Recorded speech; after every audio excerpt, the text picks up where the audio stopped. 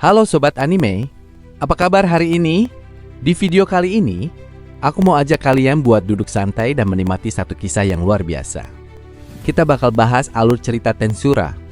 Bukan sekedar alur, tapi kita bakal melihat gimana setiap keputusan karakter membentuk takdir mereka. Jadi pastikan kalian tonton sampai habis ya. Satoru Mikami adalah seorang pria kantoran berusia 37 tahun yang menjalani hidup biasa tanpa sesuatu yang istimewa. Suatu malam saat berjalan bersama juniornya, mereka tiba-tiba diserang oleh seorang penjahat. Tanpa ragu, Satoru melindungi juniornya dan akhirnya tertusuk pisau. Dalam kondisi sekarat, ia mulai kehilangan kesadaran. Namun justru mendengar sebuah suara misterius di dalam pikirannya yang seolah-olah mengatur tubuhnya dan memberinya berbagai kemampuan unik. Setelah kematiannya, Satoru terbangun di dunia yang asing. Ia segera menyadari bahwa dirinya telah berinkarnasi, namun bukan sebagai manusia, melainkan sebagai slime, makhluk kecil berbentuk lendir. Awalnya ia sangat kebingungan karena tidak memiliki tubuh manusia, tetapi ia perlahan beradaptasi dengan kondisi barunya. Ia menemukan bahwa dirinya memiliki kemampuan luar biasa, seperti predator yang memungkinkannya menyerap objek atau makhluk lain, serta Great Sage yang memberinya analisis dan informasi secara otomatis. Dengan kemampuan ini, ia mulai menjelajahi gua tempat ia muncul, menyerap berbagai benda dan makhluk kecil untuk memahami kekuatannya. Selama eksplorasi, Rimuru mulai menikmati kehidupan barunya. Ia tidak merasakan lapar, lelah, atau sakit seperti manusia, dan justru merasa lebih bebas. Namun semakin dalam ia menjelajah, ia merasakan adanya keberadaan yang sangat kuat di dalam gua tersebut. Akhirnya ia bertemu dengan seekor naga legendaris bernama Veldora, yang dikenal sebagai Storm Dragon. Veldora ternyata telah disegel di dalam gua selama ratusan tahun. Meskipun awalnya terasa menakutkan, Veldora ternyata memiliki sifat yang santai dan bahkan kesepian karena tidak memiliki teman. Rimuru dan Veldora mulai berbincang dan dengan cepat menjadi akrab. Untuk pertama kalinya sejak berinkarnasi, Rimuru merasa memiliki teman. Sebagai tanda persahabatan, Rimuru memberikan nama baru kepada naga tersebut, Veldora Tempest.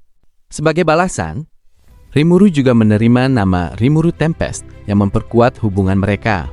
Setelah itu, Rimuru memiliki ide untuk membantu membebaskan Veldora dari segelnya.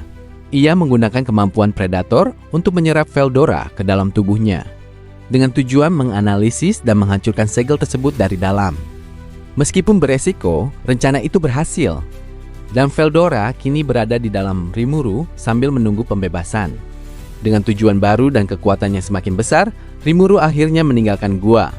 Untuk pertama kalinya, ia melihat dunia luar yang luas dan penuh kemungkinan. Ia mulai menyadari bahwa dunia ini adalah dunia fantasi yang dipenuhi berbagai ras dan makhluk. Namun, belum lama ia menikmati kebebasannya. Ia bertemu dengan sekelompok goblin yang sedang dalam ketakutan. Mereka memohon bantuan karena desa mereka terus diserang oleh monster berbahaya. Rimuru pun menyadari bahwa kehidupannya di dunia baru tidak akan berjalan santai. Petualangan besar baru saja dimulai, dan ia akan segera terlibat dalam konflik yang lebih besar dari yang ia bayangkan. Setelah keluar dari gua dan bertemu dunia luar, Rimuru langsung dihadapkan pada sekelompok goblin yang ketakutan. Mereka hidup dalam kondisi memprihatinkan, lemah, kelaparan, dan selalu dihantui ancaman dari kawanan serigala buas yang menyerang desa mereka setiap malam. Para goblin memohon agar Rimuru menjadi pelindung mereka. Awalnya Rimuru ragu karena ia sendiri masih baru di dunia ini. Namun setelah mempertimbangkan situasi dan dibantu oleh analisis dari kemampuannya, ia akhirnya menerima permintaan tersebut. Rimuru kemudian dibawa ke desa goblin. Di sana ia melihat secara langsung betapa buruk kondisi mereka. Tidak ada sistem pertahanan yang baik, makanan terbatas, dan hampir semua goblin hidup dalam ketakutan. Hal ini membuat Rimuru semakin yakin untuk membantu mereka. Bukan hanya bertahan, tapi juga berkembang. Malam pun tiba, dan seperti yang dikhawatirkan, kawanan serigala menyerang. Puluhan direwolf muncul dari hutan, dipimpin oleh seekor pemimpin yang jauh lebih besar dan kuat. Pertarungan pun tidak terhindarkan. Rimuru maju sendirian menghadapi mereka. Dengan kemampuan predator dan analisis dari Great Sage, ia mampu melawan dengan sangat efektif. Satu persatu serigala dikalahkan dan diserap. Ia bahkan mampu membaca pola serangan musuh, membuatnya unggul meskipun jumlah lawan jauh lebih banyak. Puncaknya terjadi saat ia menghadapi pemimpin kawanan Direwolf. Pertarungan berlangsung cepat namun intens. Dengan memanfaatkan analisis gerakan dan kemampuan uniknya, Rimuru akhirnya berhasil mengalahkan pemimpin tersebut. Namun alih-alih membasmi semua serigala, Rimuru memilih pendekatan berbeda. Ia menawarkan mereka pilihan untuk tunduk dan menjadi bawahannya. Tanpa pemimpin dan melihat kekuatan Rimuru, sisa kawanan akhirnya menyerah dan bergabung dengannya. Setelah ancaman utama teratasi, Rimuru mulai melakukan sesuatu yang tidak disangka-sangka. Ia memberi nama kepada para goblin dan serigala. Dalam dunia tersebut, pemberian nama memiliki kekuatan. Besar makhluk yang diberi nama akan mengalami evolusi. Goblin yang awalnya lemah berubah menjadi hobgoblin yang lebih kuat dan cerdas.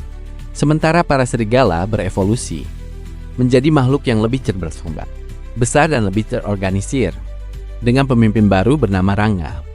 Namun proses ini menguras energi Rimuru secara besar-besaran. Setelah memberi nama pada banyak makhluk sekaligus, ia kelelahan dan tertidur selama beberapa waktu. Saat ia bangun, perubahan besar sudah terjadi. Desa Goblin kini jauh lebih hidup dan kuat. Para hobgoblin mulai membangun rumah yang lebih baik, membuat sistem kerja, dan bekerja sama dengan para serigala untuk berburu serta menjaga keamanan. Rimuru menyadari bahwa tanpa ia rencanakan sepenuhnya, ia telah menjadi pemimpin sebuah komunitas. Ia tidak hanya melindungi mereka, tetapi juga menjadi pusat dari perkembangan mereka. Seiring waktu, desa tersebut mulai berubah menjadi sebuah pemukiman yang terorganisir. Ada pembagian tugas, kerjasama antar individu, dan bahkan mulai terlihat tanda-tanda peradaban sederhana. Rimuru mulai berpikir lebih jauh, bukan sekedar bertahan hidup, tetapi membangun sesuatu yang lebih besar, seperti sebuah negara. Namun ketenangan itu tidak berlangsung lama. Suatu hari, Rimuru merasakan sesuatu yang berbeda. Aura yang sangat kuat dan mengancam muncul dari dalam hutan. Bahkan para serigala dan hobgoblin langsung merasakan tekanan tersebut. Kemampuannya langsung memberi peringatan, ada makhluk berbahaya yang mendekat. Dari kejauhan, bayangan besar mulai terlihat bergerak di antara pepohonan. Aura gelap yang dibawanya menandakan bahwa ancaman kali ini jauh lebih serius dibandingkan kawanan serigala sebelumnya. Rimuru menyadari bahwa tantangan yang lebih besar sedang menunggu. Apa yang ia bangun mungkin akan diuji. Dan untuk pertama kalinya, ia benar-benar harus menghadapi ancaman yang bisa menghancurkan semuanya. Petualangannya kini telah berubah dari sekedar bertahan hidup, menjadi perjuangan untuk melindungi dan memimpin. Aura mengerikan yang sebelumnya dirasakan Rimuru akhirnya menjadi kenyataan. Dari dalam hutan, muncul ancaman baru yang jauh lebih berbahaya dibandingkan sebelumnya. Kelompok ogre yang tersisa dari desa, mereka yang telah dihancurkan. Para ogre itu datang dengan penuh amarah. Mereka menuduh Rimuru dan para goblin sebagai penyebab kehancuran desa mereka, karena mencium bau monster kuat di wilayah tersebut. Tanpa banyak bicara, mereka langsung menyerang. Pertarungan pun terjadi. Berbeda dengan goblin atau direwolf, para ogre jauh lebih kuat, cepat, dan terlatih. Mereka bukan hanya bertarung dengan kekuatan, tetapi juga dengan teknik dan strategi. Bahkan Rimuru harus lebih serius menghadapi mereka. Namun di tengah pertarungan, Rimuru mulai menyadari sesuatu. Serangan para ogre memang mematikan, tetapi mereka tidak bertarung dengan niat jahat tanpa alasan, melainkan didorong oleh dendam dan keputusasaan. Dengan bantuan analisis dari kemampuannya, Rimuru membaca situasi dan memilih untuk tidak membunuh mereka. Ia menahan serangan, melumpuhkan mereka satu persatu, lalu menghentikan pertarungan. Apa sebenarnya yang terjadi pada kalian? Tanya Rimuru. Pemimpin ogre akhirnya menjelaskan. Desa mereka dihancurkan oleh pasukan orc yang dipimpin oleh sosok mengerikan makhluk yang dikenal sebagai Orc Lord. Sebagian besar dari ras mereka telah dimusnahkan, dan hanya sedikit yang selamat. Mendengar itu, Rimuru langsung memahami kesalahpahaman yang terjadi. Ia menjelaskan bahwa dirinya bukan musuh, dan bahkan bersedia membantu mereka. Kejujuran serta kekuatan Rimuru membuat para ogre mulai ragu terhadap kebencian mereka sendiri. Akhirnya mereka menyerah dan memutuskan untuk mengikuti Rimuru. Seperti sebelumnya, Rimuru memberikan nama kepada mereka. Setiap ogre yang menerima nama mengalami evolusi menjadi Kojin, makhluk yang lebih kuat Kijin. Pemimpin mereka menjadi Benimaru. Lalu ada Shuna, Shion, Soei, Hakuro, dan Kurobe. Mereka bukan hanya menjadi lebih kuat, tetapi juga menjadi inti kekuatan militer dan organisasi Rimuru. Dengan bergabungnya para Kijin, kekuatan Rimuru meningkat drastis. Desa yang awalnya hanya dihuni goblin dan direwolf kini berkembang menjadi komunitas multiras yang terorganisir. Pembangunan semakin pesat, rumah diperbaiki, sistem pertahanan diperkuat, dan pembagian tugas menjadi lebih jelas. Rimuru mulai bertindak layaknya seorang pemimpin sejati. Ia tidak hanya mengandalkan kekuatan, tetapi juga mulai berpikir tentang struktur, kerjasama, dan masa depan. Desa itu perlahan berubah menjadi sebuah negara kecil yang memiliki arah dan tujuan. Namun di balik perkembangan itu, ancaman yang lebih besar semakin mendekat. Nama Orc Lord mulai sering terdengar. Makhluk itu bukan sekedar monster biasa. Ia memimpin pasukan orc dalam jumlah besar dan memiliki kekuatan yang tidak wajar. Bahkan para Kijin pun menganggapnya sebagai ancaman serius. Rimuru menyadari bahwa konflik ini tidak bisa dihindari.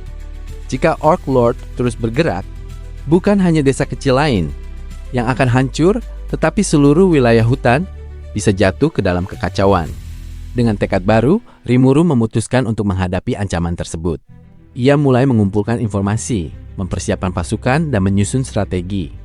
Ini bukan lagi sekedar pertarungan untuk bertahan hidup, melainkan perang besar yang akan menentukan masa depan semua yang ia lindungi. Di sisi lain, bayangan Orc Lord semakin jelas. Pasukan orc terus bertambah, bergerak seperti gelombang yang tidak bisa dihentikan. Aura kelaparan dan kehancuran menyelimuti mereka, seolah-olah tidak ada yang bisa menghentikan laju mereka. Dan di puncak semuanya, sosok Orc Lord mengawasi diam, namun penuh ancaman. Rimuru kini berada di titik penting dalam perjalanannya.